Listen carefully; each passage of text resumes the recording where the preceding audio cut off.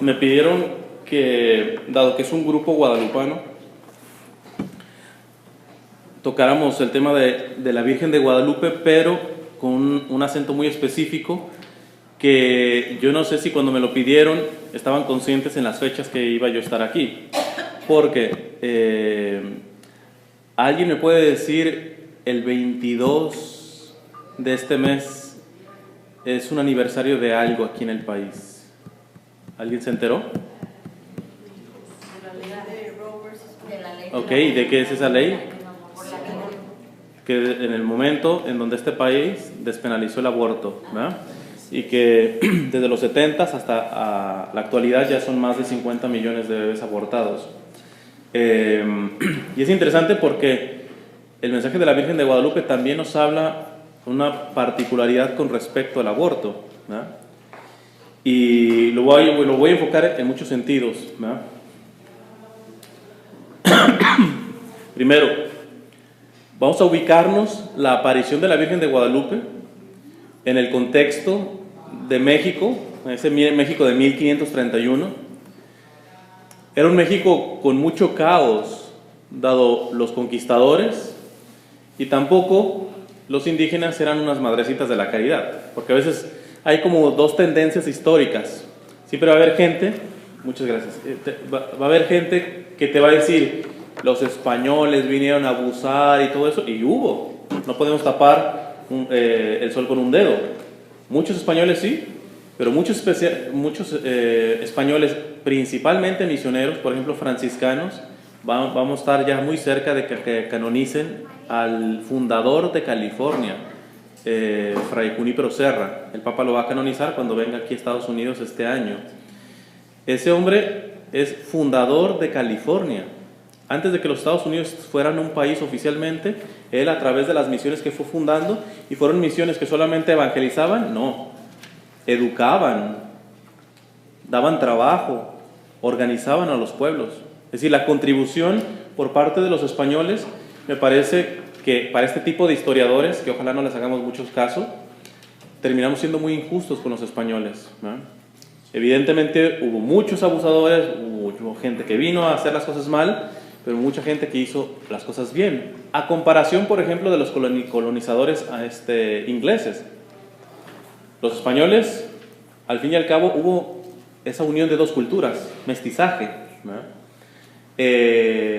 Los que saben cómo fue la colonización por Inglaterra para acá, la colonia británica, pues no, ahí arrasaron propiamente con la mayoría de indígenas, ¿no? Entonces, esa es una primera postura. Pero la segunda postura es, bueno, vamos a definirla. La primera postura es, los españoles es lo peor que le pudo pasar a América. Y los indígenas, pues básicamente pues son unos santos, ellos hacían todo bien antes de llegar los españoles, todo era perfecto con ellos, lo cual es cierto. Y la otra postura que siempre se van a encontrar es al revés. Es decir, los españoles vinieron a traer todo bien, todo bueno, y esos indígenas estaban consagrados a demonios y adoraban demonios, y terminamos casi satanizando a los indígenas por lo que tenían, ¿no? Entonces, eso igual también está en despropósito. Lo cierto es que dentro de estas dos visiones históricas, que usualmente vamos a escuchar, hay algo que los dos bandos se ponen de acuerdo. ¿Y qué es? Que había guerra, que el conflicto entre los españoles, los indígenas, estaba siendo muy fuerte poco antes de 1500 o hasta 1531. Aparece la Virgen de Guadalupe y paran los sacrificios humanos. Y empieza la paz entre los españoles y los indígenas. Ahora bien, hay quien dice que la Virgen de Guadalupe es una simple imagen, que la inventaron simplemente para poder convencer a los indígenas. Pero cuando tú te pones a ver quiénes eran los indígenas que hasta 1531 no daban su brazo a torcer, que sin problemas ellos podían, sin problema, poder abrir un torso y sacar el corazón latiendo de una persona. De pronto se le aparece, les enseñan una imagen de la Virgen de Guadalupe de una señora que ni siquiera conocen, ya, y se convierten y se vuelven tranquilos. Y así pasa en los españoles. ¿Quién cree eso? Una pintura no hace eso, Una pintura no hace eso. Los indígenas no vieron una pintura, vieron una revelación concreta que yo le voy a tocar todo, ¿verdad? O sea, todo el simbolismo de la imagen de la Virgen de Guadalupe, que de hecho mejor veanla acá, que esta es la original. Esta finalmente es una pintura, pero la que tienen en su cantoral, ahí esa es la imagen original. Entonces, esta imagen cautivó a los indígenas y pararon principalmente los sacrificios humanos, no a la fuerza. No es que los españoles dijeron, por fin les convencimos de que no sacrificaran más personas. No, una mujer en un ayate fue suficiente para que ellos entendieran eso. ¿Qué pasó? ¿Qué pasó? Pues bueno, vamos a quedarnos primero con ese aspecto histórico. Históricamente, y eso está probado tanto con les digo, con los dos polos de historiadores, los que se van mucho con los españoles, los que se van mucho con los indígenas, ellos, aun cuando son diferentes, cuando cuentan la historia desde un punto de vista muy particular, curioso, los dos reconocen que en 1531 el evento guadalupano cambió la sociedad de ese momento. Cambió. Ahora bien, vamos a meternos en un pedacito. Todos saben, me imagino, que es el Nican Mopogua, ¿no? El Nican Mopogua, donde están las narraciones de las apariciones de la Virgen de Guadalupe. Y voy a poner así primero un pequeño examen. ¿Cuáles son las primeras palabras que salen de la Virgen de Guadalupe a Juan Diego? Si alguien trae el Nican Mopogua, no haga trampa. Juanito, claro, ok. ¿Pero qué? El más pequeño de mis hijos, ¿pero qué más? ¿A dónde vas? ¿A dónde vas? Muy bueno, ¿a dónde vas? Pregunta, ¿la Virgen de Guadalupe no sabía a dónde iba? Sí. Entonces, ¿por qué le pregunta a dónde va? ¿Por qué le pregunta a dónde va a Juan Diego? ¿Cómo? Bueno, entonces, ¿por qué le dice, mira, Juanito, no te vayas a escapar por otro lado, ya sé que... No, le pregunta como si ella no supiera. Porque es una pregunta que trasciende el tiempo. Entonces esa pregunta nos la podemos aplicar a nosotros. Podemos decir, esa misma pregunta que se lo hizo a San Juan Diego, nos la está haciendo a nosotros presente. El ser humano, ¿a dónde va? Yeah. ¿Tú a dónde vas? ¿Dónde estás y a dónde vas? Sí, y propiamente yo lo voy a tomar de ese sentido, lo vamos a acoplar nosotros. Pero todavía me quedo un poquito. ¿Por qué a Juan Diego particularmente le pregunta a dónde va? Porque si resolvemos eso, lo vamos a poder aplicar, que es lo que vamos a hacer a nosotros. Es que ella era la madre de Dios y conocía los corazones y sabía que Juan Diego era un hombre muy piadoso, se preocupaba por las cosas de Dios. Por eso le dice, madrecita, voy a Tlatelolco a oír a los sacerdotes. Okay. Ella ya nos conoce. Ya, pero precisamente por eso, como nos conoce, ¿por qué pregunta? Vamos a dejarlo aquí. Es importante ver que la pregunta psicológicamente siempre te despierta. Por ejemplo, para dar un discurso, si yo solamente estoy dando ideas, pues al más avispado, al más centrado, al que le interesa lo que le estoy hablando, pues se va a mantener despierto, pero el que no, de pronto se pierde como los 15, 20 minutos, etc. Y una de las técnicas para poder mantener a la gente es asumir preguntas de la persona que te está escuchando. Porque yo estoy hablando acerca del Nican Mopogua y empiezo a hablar así acerca del Nican Mopogua y todo eso, y en realidad no hubiera hecho yo la pregunta de ¿saben qué es el Nica Mopogua. Si alguno no supiera qué es el Nica Mopogua, toda la charla estaría, pues, ¿qué es eso del Nica Mopogua? Cuando ya lanzo la pregunta, entonces ayuda a despertar. Las preguntas ayudan a despertar el intelecto, lo mantienen despierto, ¿no? ¿Para qué? Pues para que yo quisiera tenerlos a ustedes despiertos. Dormidos no me sirven mucho ahorita. ¿Para qué? Pues para que reciban un mensaje.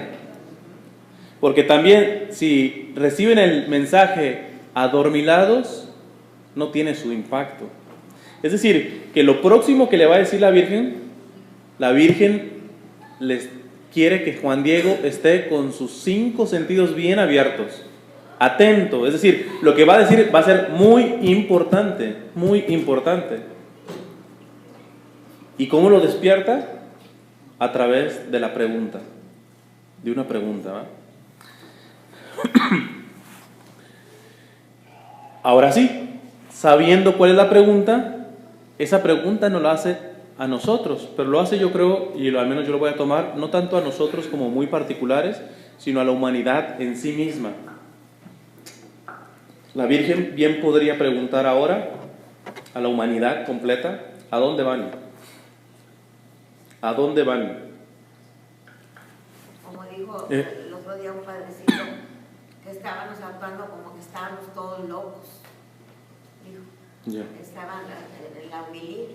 Dijo, a mí me parece que estamos actuando como que estamos ya todos locos. O a ver, contésteme a alguien, ¿qué piensan ustedes? Claro. Más o menos.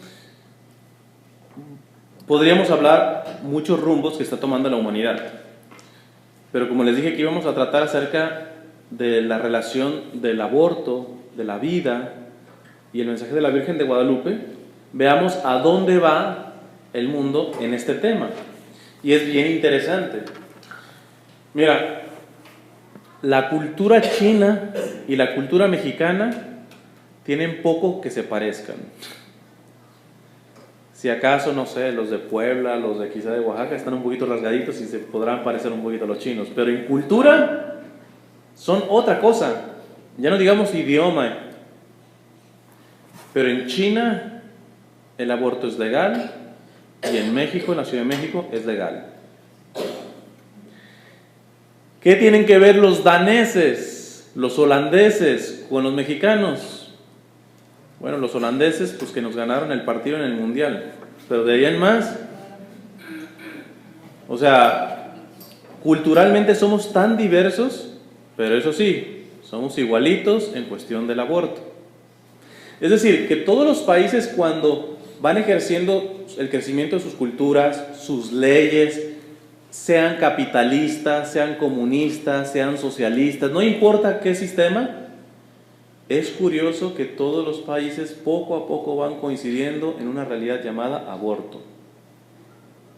¿Cómo es posible que gente que piensa tan diferente, que tiene ideas políticas tan diferentes, un capitalista con un comunista, pero tanto el capitalista acepta el aborto como el comunista acepta el aborto?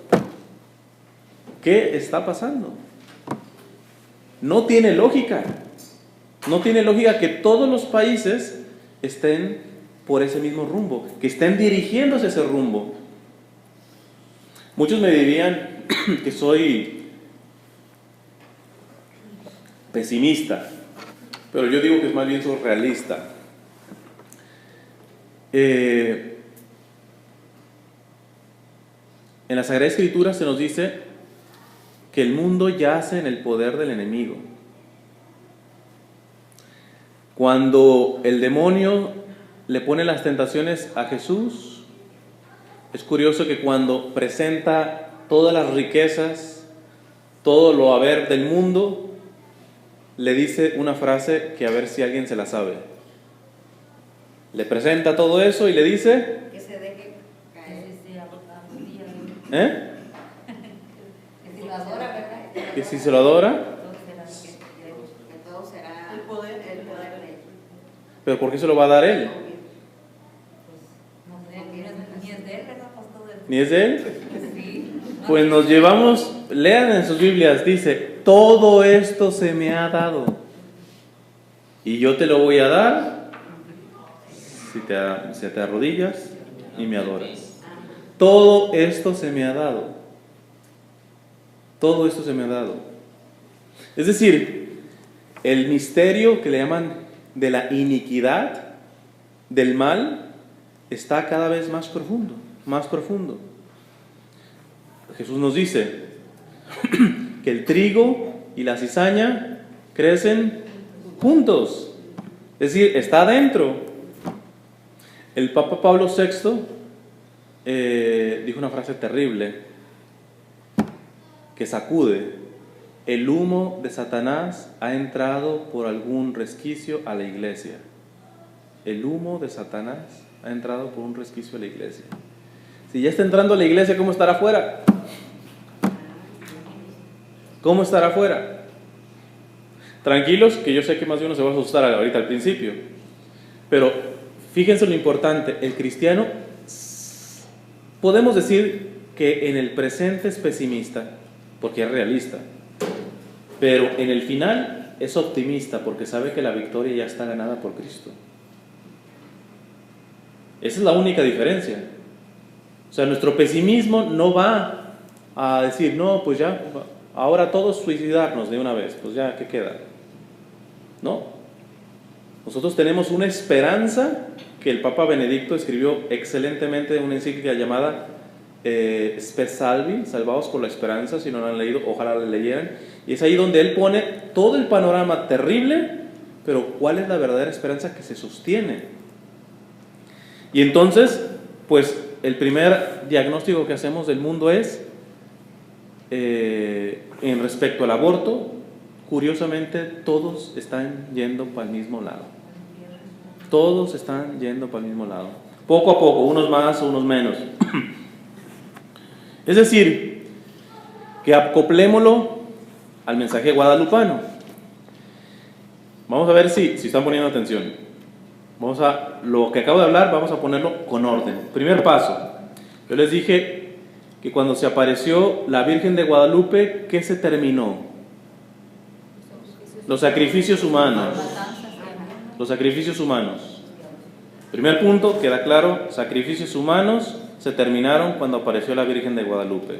¿Por qué? Ahorita lo vamos a hablar, pero es importante saber que acabaron los sacrificios humanos con la Virgen de Guadalupe. Segunda cosa, el aborto.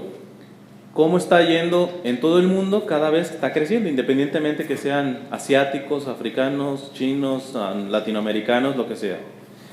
El aborto, ¿qué es? Un sacrificio humano. Es decir, que si ponemos una primera conclusión de esto es, vamos de regreso a lo que antes teníamos, que se apareciera la Virgen de Guadalupe. O sea, vamos de regreso a los sacrificios humanos.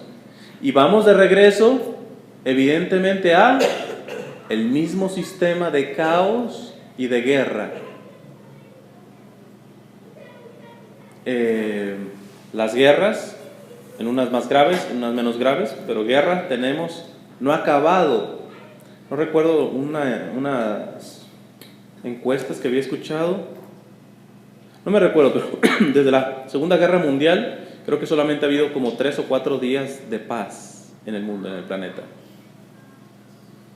Uno se queda tranquilo porque dice, bueno, pues aquí no nos avientan bombas, pero en Irak hay 2 millones, hay países que ni siquiera tienen 2 millones de población, 2 millones de refugiados que han sido expulsados por estos islamistas, mayoritariamente cristianos.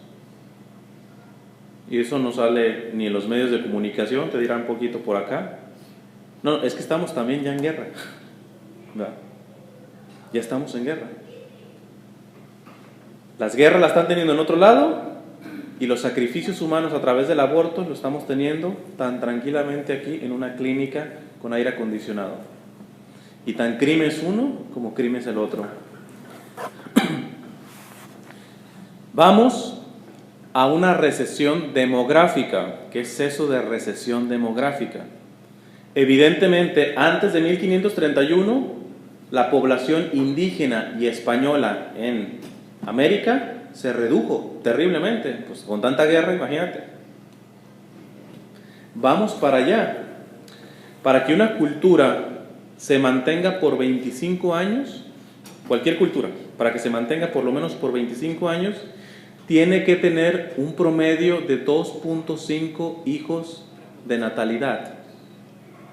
Es decir, que cada familia, sea chino, sea mexicano, sean comunistas, sean socialistas, sean capitalistas, no importa si hablen chino, si hablen mandarín, si hablen holandés, sueco, lo que sea, si esa cultura quiere sobrevivir, tiene que tener un promedio de 2.5 hijos. Vamos a cerrarlo, 3 hijos por familia. Europa en este momento está en 1.6 y hay países como España que están en 1.3. Eso es irreversible. Eso no se puede arreglar. Europa se está convirtiendo en un continente de viejos. No tengo nada contra los viejos. Al contrario, lo compadezco porque esos mismos viejos no van a tener para sus retiros tampoco. Porque no hay sufrimiento de trabajadores jóvenes que sigan haciendo el ciclo, ¿verdad? Pero, aun cuando está esta situación, en Europa no está bajando la población. ¿Por qué? Si la gente occidental, europea, no está teniendo el mínimo promedio de hijos, ¿por qué no baja la población? Por la inmigración. Pero ojo, ¿quiénes son los que se están metiendo a Europa? Los musulmanes. Los musulmanes. Que se ha dicho de paso, son los que menos se andan con esa bobería de aborto, anticonceptivos. Ellos tienen hijos. Y con hijos van agarrando territorio. Hay musulmanes tranquilos, buenos, etcétera, pero el Islam no solamente es una religión, es un sistema político. Los países que son mayoría musulmana, puede haber radicales, como lo que está pasando en Irak, y literalmente, si tú no eres musulmán, tienes 3 opciones: o te haces musulmán, o pagas un impuesto extra, o te matamos. Bueno, la cuarta, o le corres antes de que lo hagamos, que es lo que han hecho esta gente. Los países musulmanes que no te persiguen y que dicen, bueno, nosotros coexistimos con los cristianos y con otras denominaciones. Coexisten, decimos en México, mangos. Los mismos cristianos o no musulmanes siempre serán ciudadanos de una tercera categoría. Y no es culpa de los musulmanes, así ven la visión de la sociedad de ellos. El problema es que nosotros no hemos crecido por andar con esta bobería de los abortos, de los anticonceptivos, etcétera, etcétera. Y esto, Europa renegó ya de sus raíces cristianas. En el Parlamento Europeo se negó las raíces cristianas. Nos va a tocar verlo, Nos va a tocar verlo, la arrepentida que nos vamos a dar en Occidente por andar con esto. Y el problema está que en América seguimos imitando a los europeos en esto. Mínimo los imitáramos en cosas buenas, ¿verdad? Pero no, vamos por ahí, todos metiendo anticonceptivos, todos metiendo aborto, todos metiendo. Oye, espérate, estos que te promovieron al principio, ve cómo están. Ven cómo están. Va a morir su cultura. Va a morir su cultura. Entonces, ese es un panorama de para dónde va la humanidad. Ahora la Virgen nos dice, Juanitos, en plural, ¿a dónde vas? Pues aquí le podríamos decir, en respecto simplemente a la vida, para allá vamos. Pero ahí vamos a entrar a la parte importante que les decía. La Virgen suelta una pregunta para que te despiertes, para que no te duermas, porque viene lo importante. Soltó la pregunta, te zarandeó la cabeza, ¿y qué es lo importante? Voy a leerlo completo, después las palabras de la Virgen de Guadalupe, después de haberle dicho a Juan Diego, ¿a dónde vas, Juanito? Le dice, escucha, hijo mío, el menor, Juanito, ¿a dónde te diriges?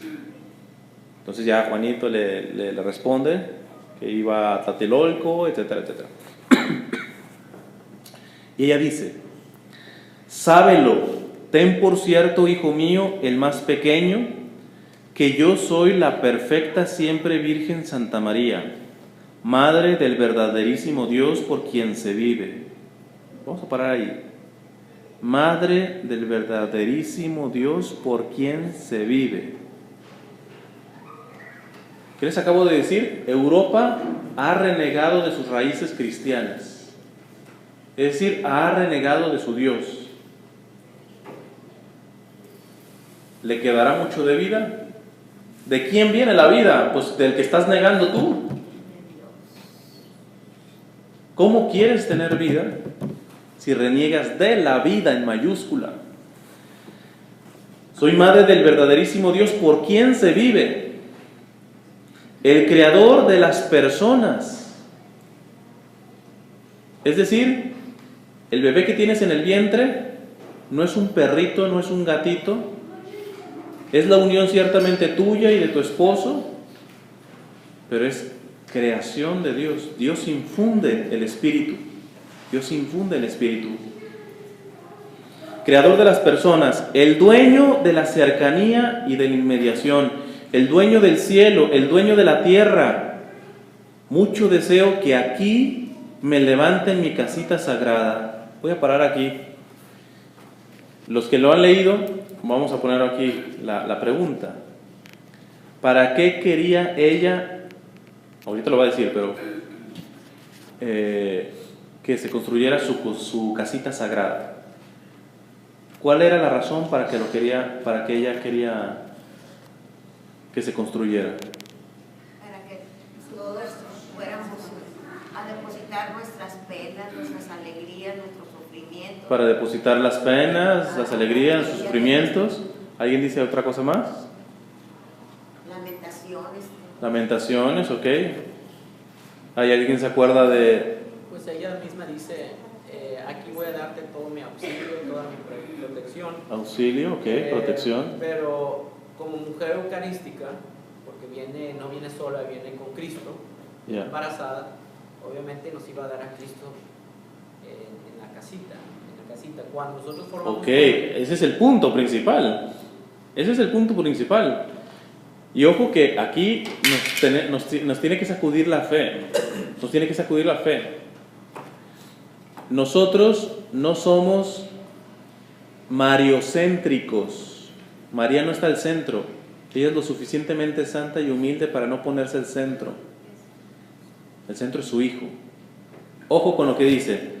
Sí, dice que para que nos consuele y todo eso, pero ojo con lo que dice. La primera razón, dice, ya se presenta quién es, y dice, mucho deseo que aquí me levanten mi casita sagrada, en donde lo mostraré.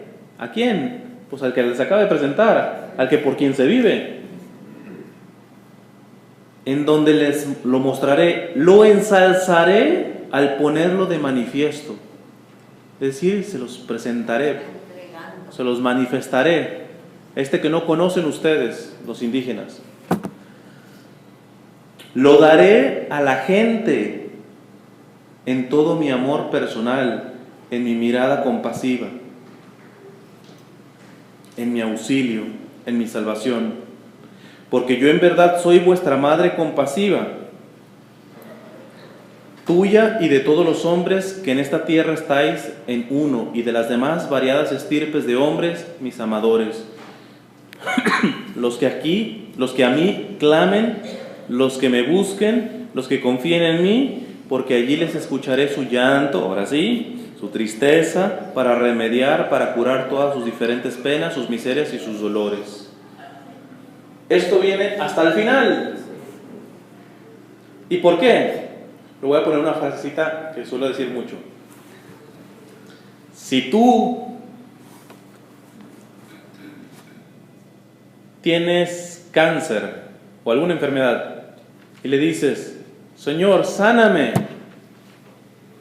el Señor te tendría que hacer una pregunta: ¿para qué quieres la salud?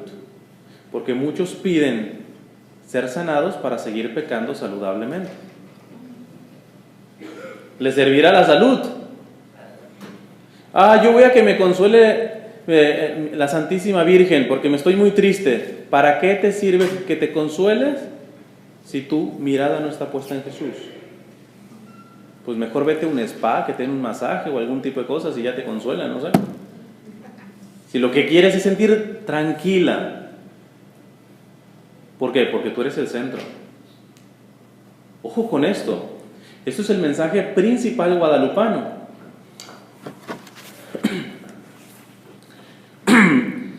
Vean la imagen de la Virgen de Guadalupe, porque aquí va a ser un poco complicado, les digo, porque esta no es la original. Y abajito, bueno, el listón que tiene significa que está en cinta, es decir, está embarazada. La Virgen de Guadalupe está embarazada. ¿A quién nos va a dar? Pues al que les acabamos de mencionar, a su hijo. Pero abajito tiene como una florecita. A ver si se alcanza a ver. Sí, se alcanza a ver. Una florecita.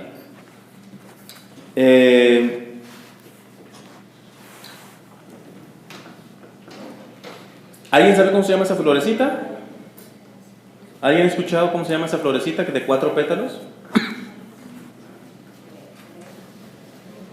Se llama el Nahui Oyin. ¿Qué significaba para los indígenas esa florecita de 4? Significaba la presencia de Dios, significaba el centro, significaba el espacio y el tiempo, el universo completo. Es decir, lo más grande lo resumían en ese simbolito de esa florecita de 4 de pétalos. ¿Y en dónde la tiene?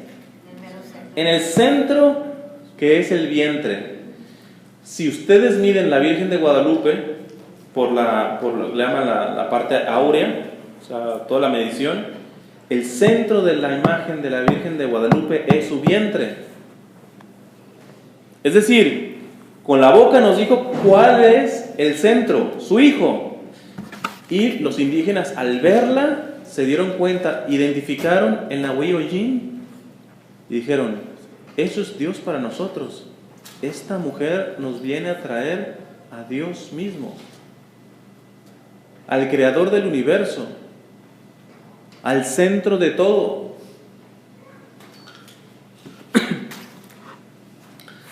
El mensaje de la Virgen de Guadalupe nos menciona que nos va a dar a Jesús, pero es curioso, hay otras imágenes o otras apariciones en donde aparece con el niño ya cargado. Aquí viene en el vientre, como queriendo decir que la vida es sagrada desde la concepción, desde la concepción. ¿Qué hacemos? ¿Qué ha hecho México, por ejemplo? Porque a México le va a ir peor en ese sentido. Porque México es el lugar que ha recibido a la Virgen de Guadalupe. El mensaje es para todos. Pero México, por eso, tiene que hacer un acto de desagravio. Tiene que hacer penitencia. Le ha escupido a la Madre de Dios que hace 500 años le ha traído lo más grande que puede recibir el ser humano, a Dios mismo. ¿Y de qué manera le está escupiendo? Volviendo a los sacrificios humanos. Pero ahora no son de muchachas y doncellas y jóvenes, sino de bebitos. O sea, la situación es grave, ¿eh? Porque son indefensos. La situación es grave, es grave.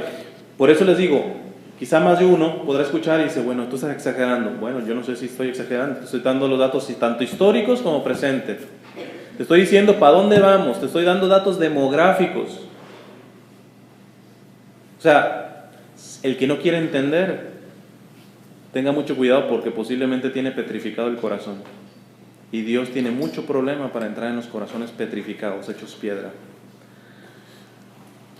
Ahora bien, voy a brincar a una argumentación con respecto al aborto. ¿Por qué? Porque la Virgen lo repite 2 veces, que ella es la madre compasiva. Compasiva. Si yo les digo ahorita, ¿alguien está aquí a favor del aborto? Me imagino que como todos son católicos dirán no. Y si alguien está a favor, dice, pues no levanto la mano porque aquí me linchan, me imagino.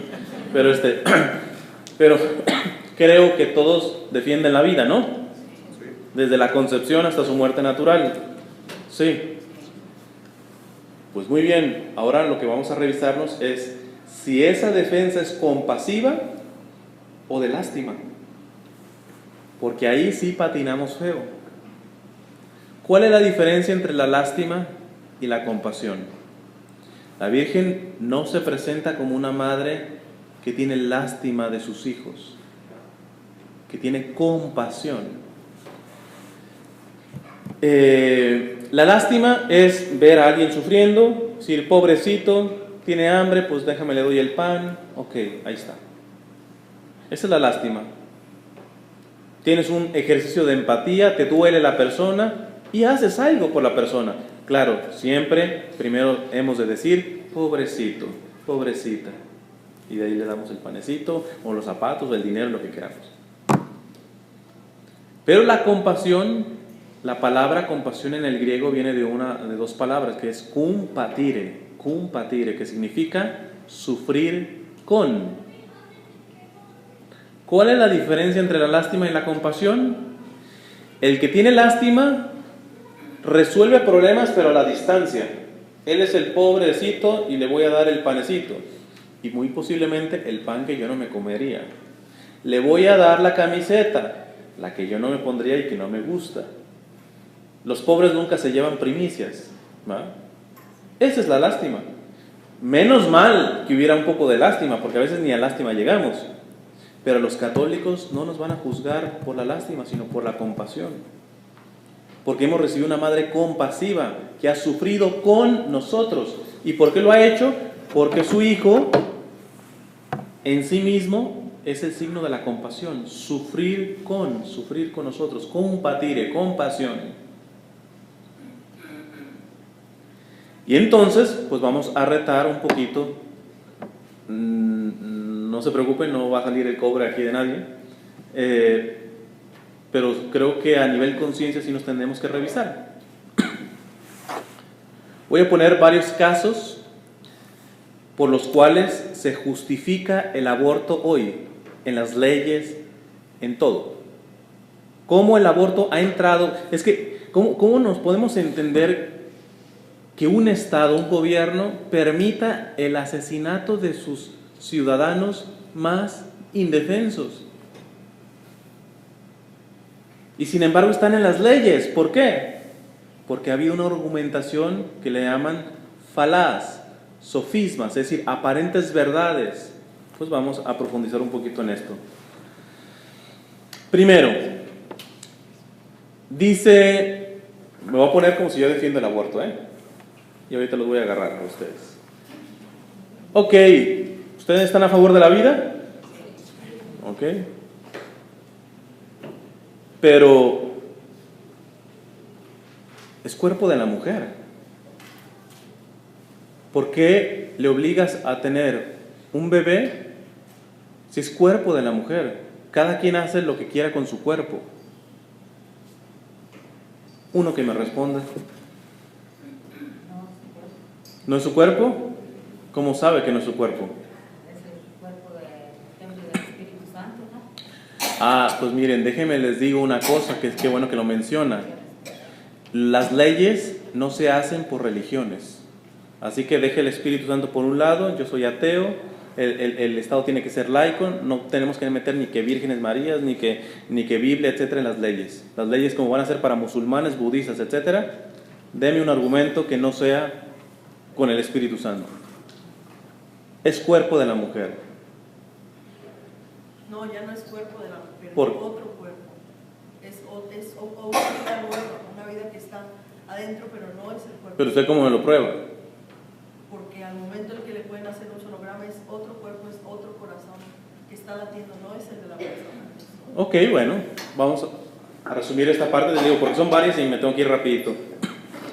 En cierta parte sí, es así, pero tenemos que aprender a ir también al clavo, porque esta gente que está proponiendo este tipo de leyes le da revueltas a los términos, le da revueltas.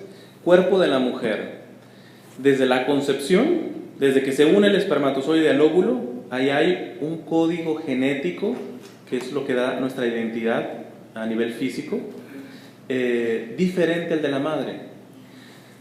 Si a ustedes les quitan un cabello, yo no puedo hacer el ejemplo, o si una uña o un pedacito de piel, todo tiene el mismo código genético. Es como su identidad, su código de barras. En la concepción, si sacan un pedacito de ese óvulo fecundado, tiene ya otro código genético, es decir, no es el cuerpo de la mujer. No es el cuerpo de la mujer. Primera cosa resuelta. Vuelvo a ser abortista y les digo, ok, bueno, se las compro, ok, no es cuerpo de la mujer, pero está dentro del cuerpo de la mujer. Está dentro del cuerpo de la mujer. Y la mujer tiene derecho a decidir qué quiere tener dentro y quién no quiere tener dentro. ¿Qué acaso una mujer, discúlpenme el ejemplo, pero qué acaso una mujer, si quiere ponerse senos, que la van a arrestar por eso, ella quiere meterse esas cosas, esos implantes? ¿Quién le va a prohibir? Si se quiere quitar una costilla para quedar como Talía, pues ¿quién? Son sus costillas. Ella decide qué tener adentro y qué tener afuera. Está bien, no es cuerpo de la mujer, pero la mujer tiene derecho a decidir qué tener adentro y qué no tener adentro. Uno que me responda. Ya el bebé es una vida, es una vida a la que no se puede defender. Entonces, tiene que haber alguien que la defienda. Ok. Que es su misma madre la que lo engendró. Ya, pero ya está haciendo un asesinato contra el bebé que trae ahí dentro. Pero el asesinato no está permitido, menos en inocentes como ese bebé. Ya, pero esa mujer, ¿por qué tiene que cargar con algo que no quiere cargar? No lo hubiera conseguido, porque Dios se lo dio. No lo hubiera concebido. ¿Qué pasa en una violación? En una violación entonces sí se va a decir. ¿Tampoco? No, porque es una vida. El primer derecho del Tiene ser humano derecho. es el derecho a la vida, sin hablar de religión. El primer derecho es el don de la vida. Va por ahí la cosa. Va por ahí la cosa. La madre tiene derecho a ponerse unos implantes de senos, sí.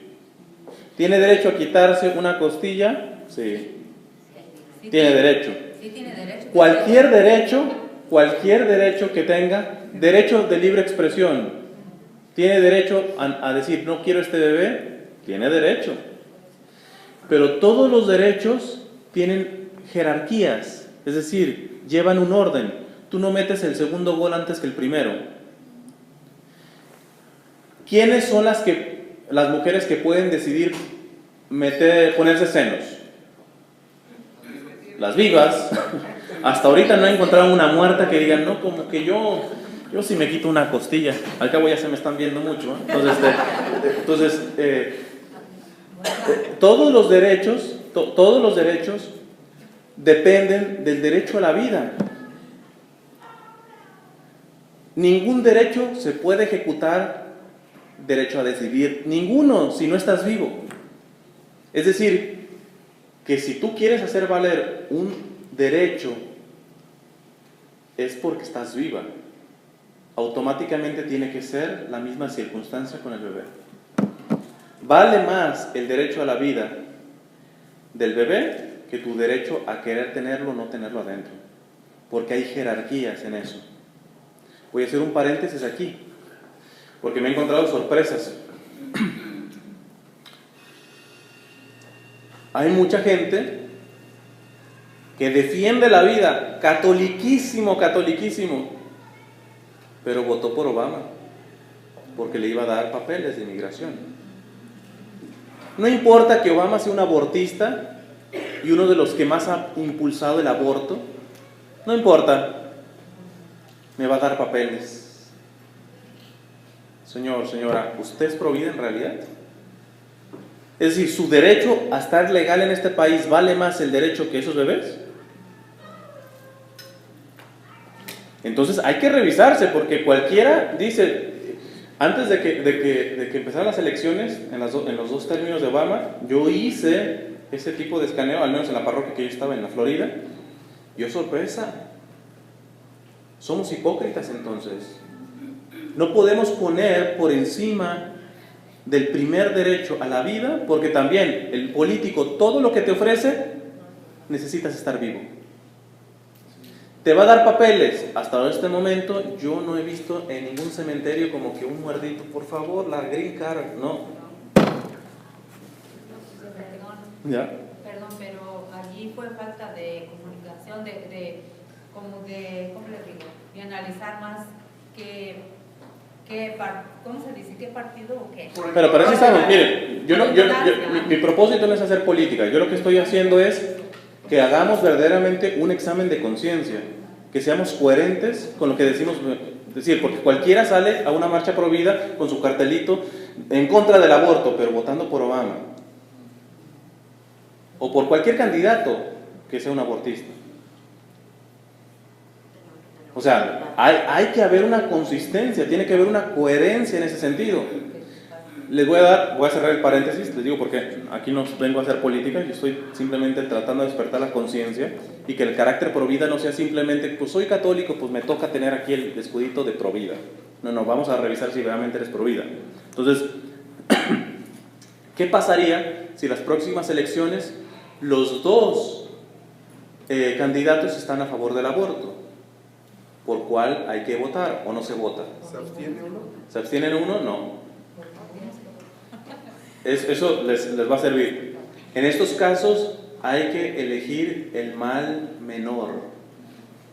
¿Por qué? Porque tú dejar de votar automáticamente das la oportunidad de que pueda ganar el otro. ¿Verdad?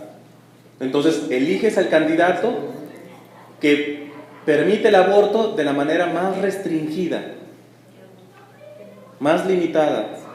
Da pena, pero yo no sé cuántos mexicanos hay aquí.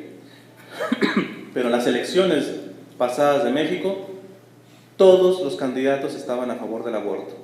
Todos. Unos poquito más, unos poquitos menos. Ahí tocaba hacer eso. No había uno que verdaderamente defendiera la vida con todas sus circunstancias. Juanito, ¿para dónde vamos? Pues para esto, a tener cada vez candidatos de este calibre. Y tú tienes que empezar a poner tus prioridades. Yo sé que, les digo, yo no hago ni defensa ni de republicanos, porque estos pisan también terrible en otras cosas, sobre todo en el aspecto del racismo. Pero hay que empezar por lo primero. Si somos pro vidas, vamos a defender a los bebitos, vamos a defender a los no nacidos. Aquí pasó eso, hasta hablaba por teléfono, y una señora que me trataba de convencer por esta mujer que estaba para que votaran por ella, y había tenido aborto. Entonces le dije yo le hablé como en religión, y ella dice, le digo, ¿usted es católica? Soy católica, no, pero ella es como dice usted, ella está por los papeles, dice, mire, vote usted, ella va, y ahí era por otra cosa. Es que, miren, hay mucha palabrería, les digo, muchos sofismas, muchas falacias que les digo que son aparentes verdades, y por eso uno se tiene que formar. Los grupos en las iglesias, yo doy gracias a Dios que cada vez son muy espirituales, cantan, oran, etc. Pero muchas veces cojeamos de la parte de la formación, y hoy se necesita mucha formación, porque Jesús dice, sean mansos como palomas y astutos como serpientes. Los católicos, los que están buscando la santidad, no son unos tontitos. Son los que tienen capacidad de poder ser sagaces, de ver cómo el demonio presenta una cosa mala como buena. Porque lo dice la Sagrada Escritura, que Él se presenta con piel de cordero como ángel de luz. Hay gente que se preocupa tanto de que, no, y una posesión satánica y todo eso. Mira, amigo, si el demonio se te aparece así con cuernos y todo eso, del puro miedo dejas de pecar. ¿Le conviene? No. Él se va a tener. Entonces, y en estas cuestiones, es bien importante, porque después sale el caso de, ok, es que mira, yo no estoy a favor del aborto, yo nunca abortaría, yo voté, así me dijo una, yo voto por Obama y yo estoy en contra del aborto y yo defendería mi derecho a tener mi bebé y yo no abortaría. Puro sentido común, yo le digo. ¿Tú estás feliz de vivir? Sí. Imagínate que estás en el vientre de tu madre y tu madre te quiere abortar, es decir, no piensa como tú. ¿Te gustaría que alguien te defendiera? Ahí ya cambia la cosa. Pero suena bonito. Es que tú puedes votar por un político abortista, al cabo, mientras tú no abortes, todo está bien. No. Tú estás siendo cómplice. Los abortos no te vendrán por tu vientre, pero vendrán por los de tu prójimo. Y igual que Caín te van a decir, Caín, ¿dónde está tu hermano? ¿Dónde está tu hermana? Rápido paso a otro. El caso de la violación, les decía. Sí, ustedes muy pro vida, pero a ver, que les violen a su hija. Y es una menor de edad. Y quizás hasta tiene síndrome de Down. ¿Qué? ¿La van a dejar así? ¿En violación? ¿Le van a dejar tener esa criatura? Uno que me responda. ¿En ese caso sí se vale? No, ¿Por qué no? porque es vida, es una vida. Porque el bebé no tiene la culpa de lo que pasó. Ok. Por algo que sea menor de edad, para eso estamos los... O sea, ¿Dios quería esa violación? No, pero pues, no es que te haya mandado la violación, pero te está mandando una vida y solo Él sabe por qué te está mandando ese regalo. Ok, sí, pero eso está muy bien en un grupo de religión. Pues sí, pero para las leyes no le va a servir mucho decirle eso. Sentido común. Si se fijan, mira, muchas de las cosas que yo he dicho no les estoy dando como documentos de la iglesia. Puro sentido común, ser astutos. ¿Cómo se responde a esto? Aquella persona que te dice, ¿y en la violación? A ver, ¿tú tienes papá? Sí, tengo papá, supongamos. Imagínate que tu papá ahorita comete un asesinato y viene la policía y te dicen, venimos por usted a arrestarla. ¿Por qué? Porque su papá mató. Pues arrestan a mi papá, ¿a mí que me arrestan? Es decir, el malvado es el violador, no el niño. O sea, por el error de un padre hay que matar a los hijos, pues así nos iría a nosotros, ¿eh? Así nos iría a nosotros. Tú hablas de sentido común, lo voy a usar. En este caso, yo no soy papá. Ya. Pero no necesariamente tiene que quedar una chica, puede haber sido un chico violado, vamos a suponer. No hay que pensar en aborto en ese aspecto. Pero dentro de ese chico tienen que encontrar el perdón, o si no va a vivir una vida que lo puede convertir en algo que no va ni va a poder servir a la sociedad ni a sí mismo. Vamos a poner ese caso con la chica, ¿verdad? Si a él se le ha dado la misión de encontrar a Dios en medio de ese dolor, aunque fue destrozante, ¿verdad? También tiene la responsabilidad esa chica que fue violada encontrar a Dios en medio de ese dolor. Pero disculpa que te interrumpa, el problema es de que lo que yo quiero ayudarlos es a aterrizar primero al nivel en donde no se meta la fe, porque es con lo que estamos peleando contra los estados. Créanmelo, yo estoy a favor, yo acabo de participar en la marcha pro vida en Los Ángeles, y yo no estoy tan de acuerdo, no critico, no digo que esté mal, pero no estoy tan de acuerdo que muchos hayan salido con su Virgen de Guadalupe, con Cristos, con todo ese tipo de cosas. ¿Por qué? Porque le das herramientas a los proabortistas para decir, esto es cuestión de religión y el Estado tiene que ser laico. Que tú creas por tu fe que un hijo tiene que ser respetado o un ser humano desde la concepción, es una cuestión de fe. Y con eso han ganado victorias grandísimas. O sea, lo que yo les quiero ayudar es a que nos ayudemos a poner a un terreno en donde tú puedas hablarle a un ateo, a quien sea. sobre esto, porque esto no es cuestión de religión, esto es cuestión de verdad absoluta, objetiva. Los católicos somos pro vida, ¿por qué? Porque partimos de que hay alguien que dijo que yo soy el camino, la verdad y la vida. Pero sí estamos de acuerdo que es Va. una lucha espiritual. No, al final voy a tocarla, pero lo que quiero llegar primero es al terreno objetivo, porque créanmelo, les digo, esto se lo digo con cariño y con una buena corrección fraterna. No sabemos dialogar con el mundo, no sabemos. Metemos en demasía cuestiones de fe a las personas que ni siquiera están preparadas para meterse eso. Entonces, tenemos que ser capaces, eso lo decía el Papa Benedicto, de poner las verdades vamos a decir, objetivas, abiertas, completas, como son. La fe, ¿en qué nos ayuda esas verdades? A profundizarlas de una manera que el que no tiene fe no puede profundizar. A sacar aplicaciones como las que estabas haciendo. Eso es lo mejor. Pero eso es mucho pedir para el gobierno primero. Para alguien que empieza prácticamente. Ya. Entonces tenemos que empezar por meter el primer gol. Nos están ganando. No podemos llegar a defender la vida. Y hay demasiada gente que no tiene. Ya. Muchísima ¿Ya? gente que no tiene. Entonces, no les estoy diciendo que renuncien a esos argumentos. Lo que les estoy diciendo es de que hoy el mundo, y especialmente las leyes, los políticos, todo ese tipo de cuestiones necesitan argumentos en este nivel. En este nivel. ¿Va? Bueno, se me está acabando un poco el tiempo. Voy a poner los dos últimos casos.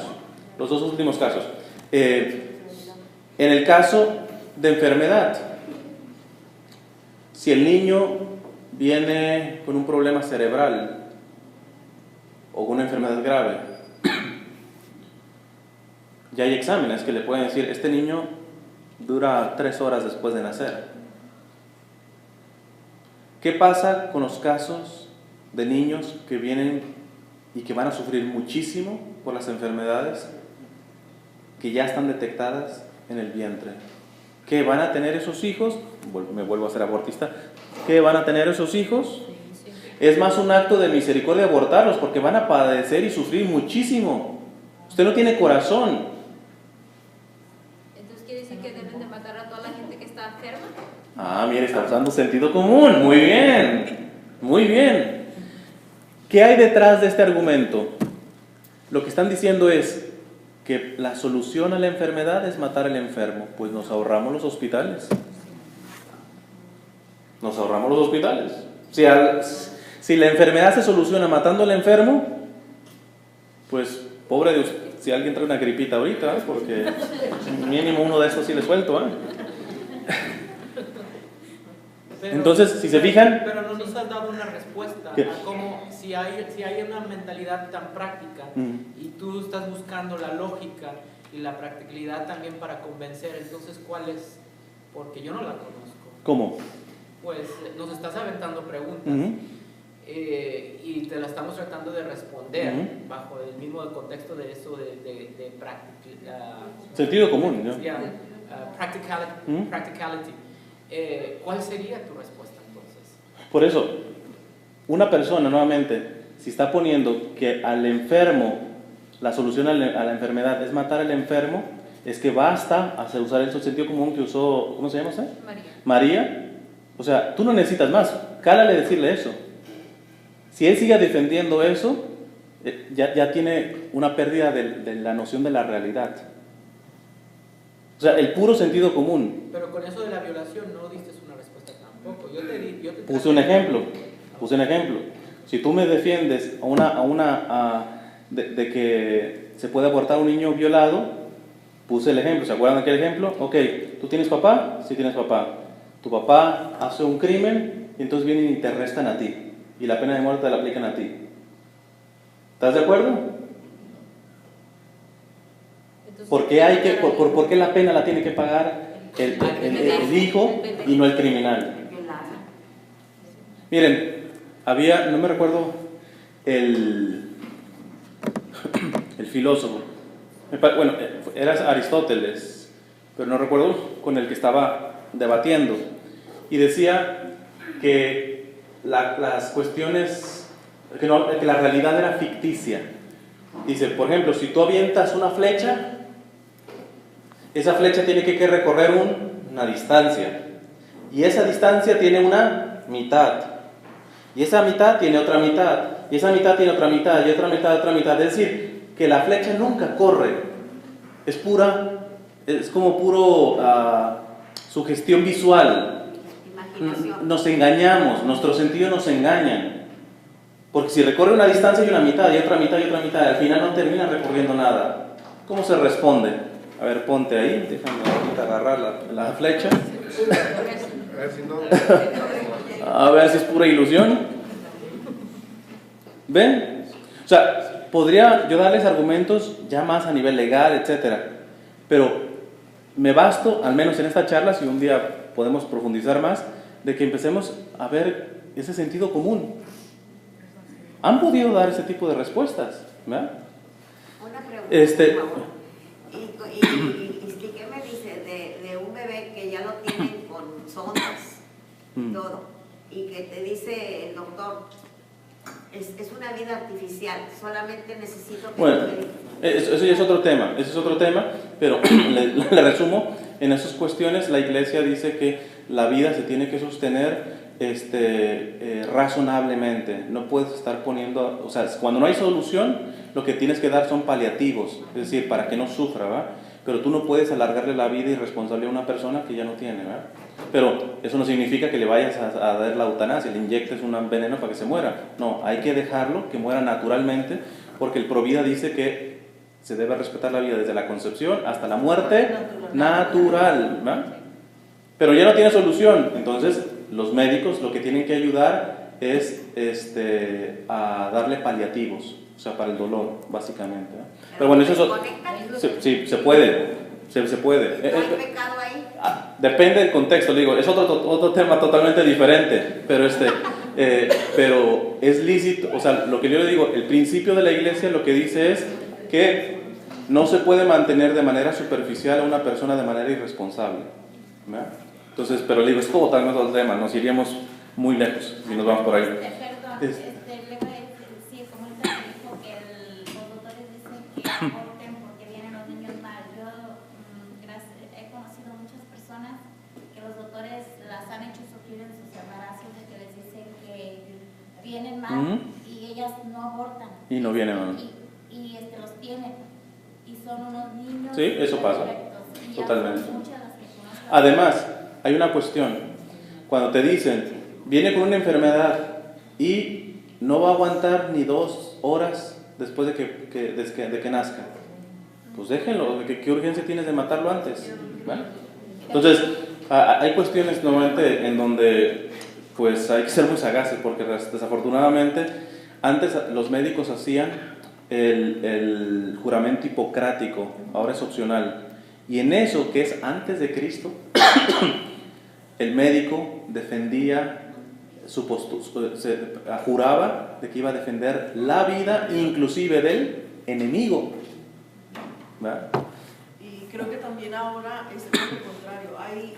El gobierno hay cierto porcentaje que le da a los doctores, bueno, a los abortistas o a los doctores que recetan anticonceptivos y que promueven el aborto, reciben también su tajada. Entonces ahora es algo contrario.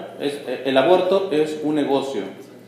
A la gente que está a favor del aborto y mucho más a la gente que se beneficia del aborto, sean las clínicas, sean los enfermeros, sean todo eso, es un amigo mío sacerdote, dice, a esa gente le habría que decir, oye, esa pared de tu casa te costaron 5 bebés.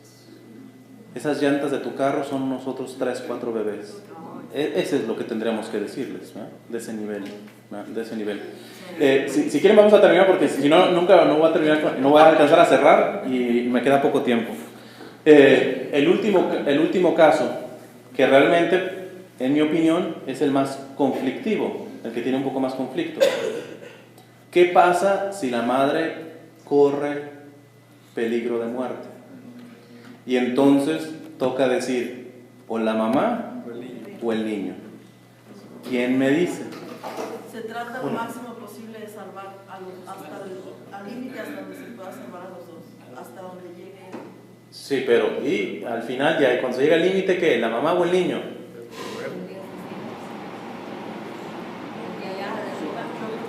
¿La mamá o el niño? Bueno, lo voy a decir rapidito. ¿Eh? Ya. Miren, sentido común. Nuevamente, sentido común. Esto va para las mujeres porque finalmente son ustedes las que quedan embarazadas. A nosotros nos cuesta, nos es muy fácil hablar muchas cosas de embarazo, de niños y bebés, pero nosotros nunca vamos a estar embarazados. ¿Va?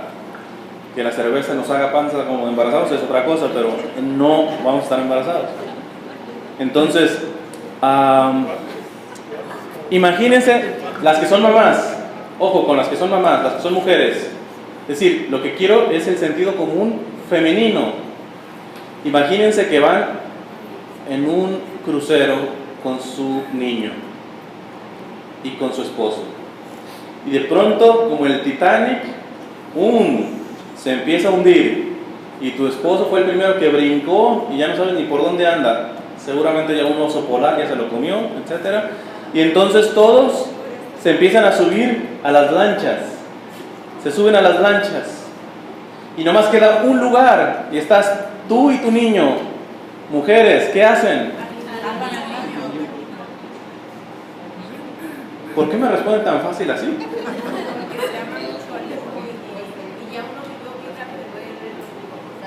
O sea, la propia feminidad te da la solución. Pero ¿qué pasa? ¿Qué pasa con esto? ¿Cómo?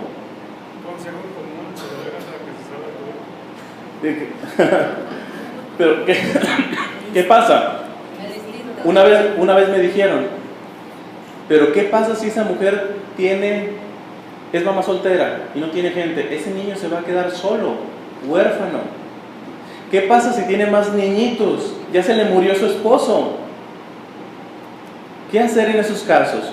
Aquí ya no les voy a preguntar porque me tengo que ir más rápido. ¿Qué pasa?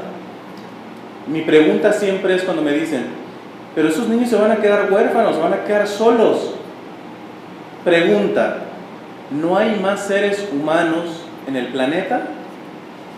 ¿Estrictamente ese niño se queda solo? No. No, deje de Dios. No podemos meter a Dios ahorita en esto. La cuestión está en que se queda solo. No, sí se queda solo.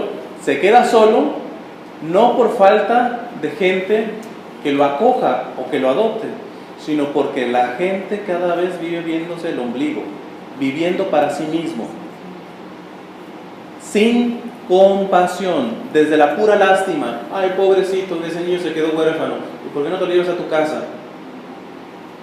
Eso va a requerir que del Mercedes que tengas bajes, no sé, a un Volkswagen si quieres, o un bochito, no sé, como le llamen, y no estamos, o sea, con esto voy a cerrar estos casos.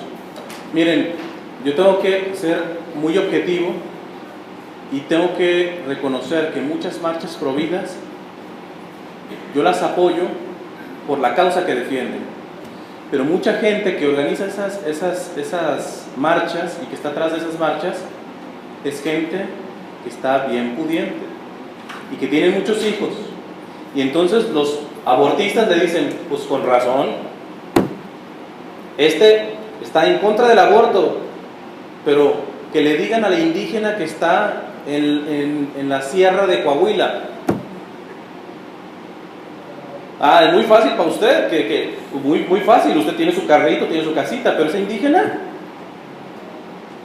tienen razón, no tienen razón como para justificar el aborto nunca se justifica, pero es ahí donde viene la siguiente lección que tiene que entrar a nuestra cabeza. Soy pro vida, te tienes que revisar si estás viviendo con simplicidad de vida, que es lo que te pide la iglesia. La regla básica es que te dice la iglesia, solamente lo necesario es tuyo, todo lo demás por encima de lo necesario lo puedes tener, pero tú eres administrador de eso, se te va a pedir cuentas de eso, no es tuyo. Un ejemplo más sencillo: tienes tu restaurante y con tu restaurante vives con lo necesario, dignamente, que es lo que Dios quiere que vivas dignamente. Pero te va muy bien y puedes poner 2 o 3 restaurantes, ¿los debes de poner? ¿Sí o no? Sí, pero para enriquecerte tú, no. Para generar salarios justos, para dar empleo, esa es la visión. Ahora lo voy a poner en la cosa más concreta y me voy ya rapidito en esta parte. Mira, yo te recomiendo que no más de 6 meses pase, tú vas a ir a tu casa y vas a hacer un inventario de todas tus pertenencias. Hasta el calcetín que tienes abajo de la cama, ese lo sacas y le pones precio. Como tiene hoyitos, pues 50% de descuento, pero tú le pones, ahí tú pones todo. Tú pones todo lo que tienes y le pones precio. Primera cosa, generalmente los latinos estamos siempre pidiéndole al Señor por problemas económicos y nos decimos pobres, ¿eh? Cuando hagas todo tu inventario de todo lo que tienes y con los precios usados, ni siquiera nuevos, usados, sacas el total, la primera pregunta que te vas a hacer, ¿soy pobre? Y ya te responderás. Yo no sé, por eso la aviento, ya, si cae la pedra, cayó. Segundo,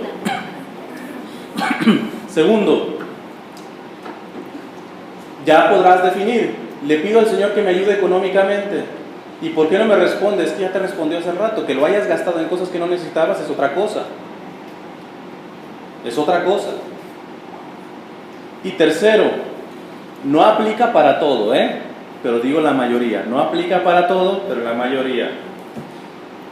Lo que no estás usando en 6 meses, 1 año, se oye feo, pero no son palabras mías, son palabras de los padres de la iglesia, es decir, los primeros santos de los primeros siglos.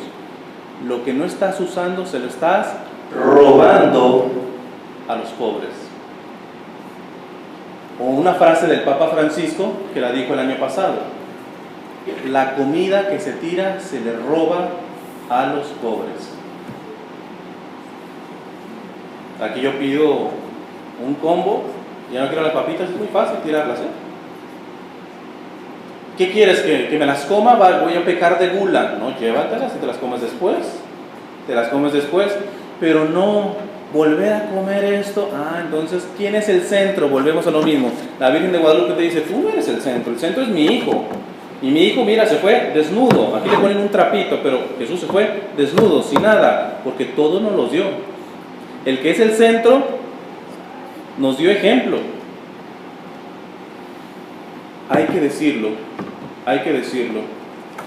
porque cuando uno se defiende la vida y se cree pro vida, uno cree que no hay por dónde le peguen a uno, porque ya violación, 2, que enfermedad, ya te responden eso, etc. Pero si nos avientan esta, creo que no salimos bien librados muchos, Y hay que decir que muchas muchachitas en pobreza han abortado. No es justificable, pero hay que decir que nosotros también somos cómplices de esos abortos si nosotros retenemos más riqueza de la que tendremos que tener. Si solamente vivimos para acaparar para nuestra vida. Si no nos compadecemos, solamente tenemos lástima, pues hay que mandarle frijolitos. Para ti el caviar, claro está, ¿no? Es más, hasta vas con los pobrecitos y les das los frijolitos y el arroz, pero tú no comerías ese plato, te daría asco a ti. O hay gente que puede hacer hasta misiones y dentro de supuestamente la ayuda se esté buscando a sí mismo. ¿De qué manera? Pues mira, vénganse aquí con los niños para una foto y para el Facebook, ¿verdad? Así como diciendo, miren los animalitos estos que usualmente yo no trato con esto, pues mira, ahora estoy con ellos y entonces ahí la foto. El Papa lo dijo también el año pasado, frase fuerte, dice, si tú ayudas a los pobres de eso, es mejor que no ayudes. A ese nivel,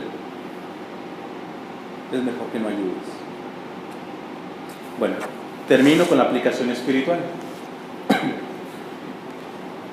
Yo soy mexicano, evidentemente quiero mucho la advocación de la Virgen de Guadalupe. Creo que no tengo que explicar que la de Fátima no es prima de la de Guadalupe, que la de Lourdes no es la suegra de la de Guadalupe. La Virgen es la Virgen, pero se presenta con diferentes advocaciones, se le llaman, en diferentes lugares.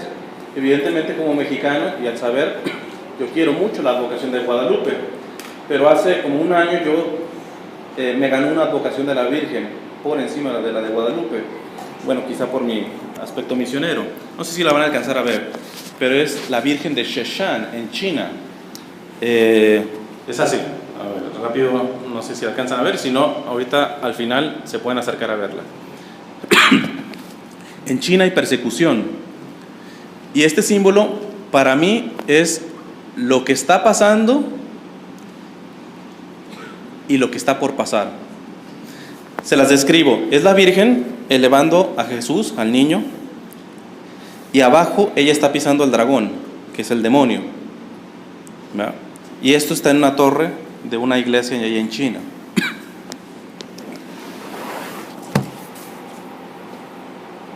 Si defendemos la vida a nivel sentido común, que fue lo que hicimos, ganamos una batalla, pero no ganamos la guerra. Simplemente frenamos. En California empezaron a sacar una proposición para el matrimonio homosexual, para que las niñas menores de edad puedan ir a abortar sin consentimiento de sus papás, y todo eso cuando yo estaba en la primera parte, porque he estado en varias ocasiones, pero en la primera ocasión que yo estuve, se logró vencer, y tú dirías, pues eso bastaría, que el gobierno viera que la mayoría dijeron, esto no, simplemente no. ¿Cómo se manejan las leyes aquí? Volvamos a meter el próximo año. Y cuando se van por el próximo año, necesita estar súper firme para no aburrirte y decir, otra vez vamos a tener que defender esto. Entonces, el sentido común se cansa, en pocas palabras lo que te quiero decir. Dar ese tipo de razones, las das, pero te vas a cansar. Si no tienes una visión espiritual trascendente, no basta elevar al niño, proteger al niño, hay que pisar a Satanás. Hay que pisar a Satanás. Pero ojo, no con tu pie, ¿verdad? Porque a ti sí te muerde. Nos muerde. El único que lo puede pisar es el talón bendito de nuestra Santísima Madre. Auxilio de los cristianos es la vocación de la Virgen de Sheshan. Entonces, nuestra fe tiene que profundizarse porque el sentido común se cansa. La fe no se cansa. Dice San Juan de Ávila, y con eso termino. San Juan de la Cruz decía, el amor, que no es algo, el amor que es alguien, no cansa ni se cansa. El amor no cansa ni se cansa. ¿Okay? Pues bueno, vamos a terminar hoy.